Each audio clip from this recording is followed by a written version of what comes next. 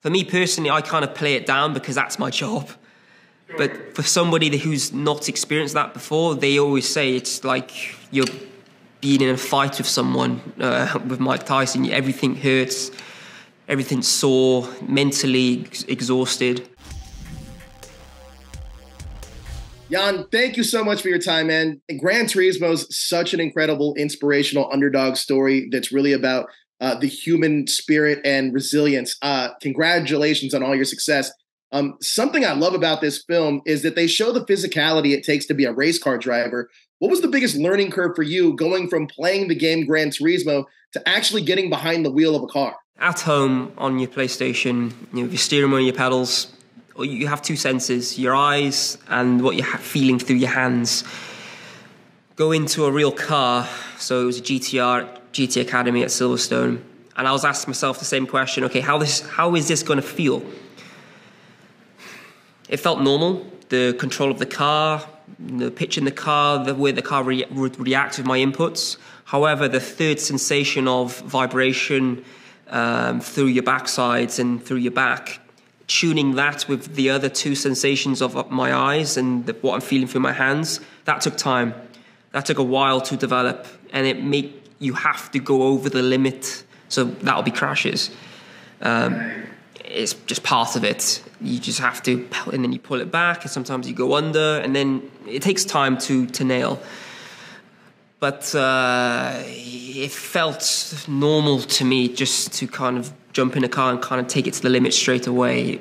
I guess being young and having no sense of self-preservation, very small. It's still very small. I have no real fear in a race car. That is the thing that gives me such passion, bliss, and I love what I do. Talk about the physicality of this, because a lot of people don't realize how in shape you have to be to endure some of these races. Can you talk about that training process a little bit? After the academy, I had a lot of mentors around me, a lot of coaches, fitness experts kind of drilling into you, being as fit as possible. I personally do a lot of weight training now. It's tough. Archie experienced that on set, and you can see it. He talks about it all the time.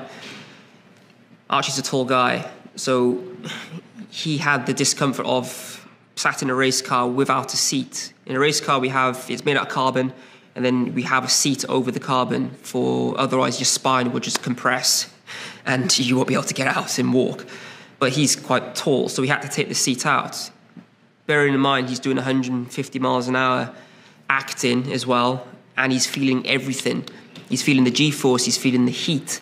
It's real sweat, and he said, yeah, it's an attack on the senses. For me personally, I kind of play it down because that's my job. But for somebody who's not experienced that before, they always say it's like you're being in a fight with someone, with Mike Tyson. Everything hurts, everything's sore, mentally exhausted.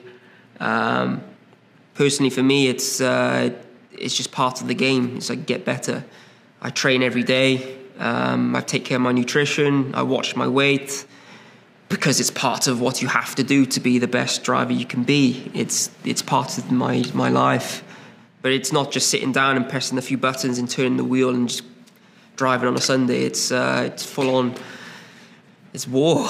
I completely agree. Listen, this film was incredible. It's such an incredible journey seeing you go from a GT player to an actual car. It's an incredible journey, but also it's cool to see people like me represented in the racing world. So thank you so much for breaking down those barriers too, man. I appreciate your time. Thank you. Thank you. Nice talking to you.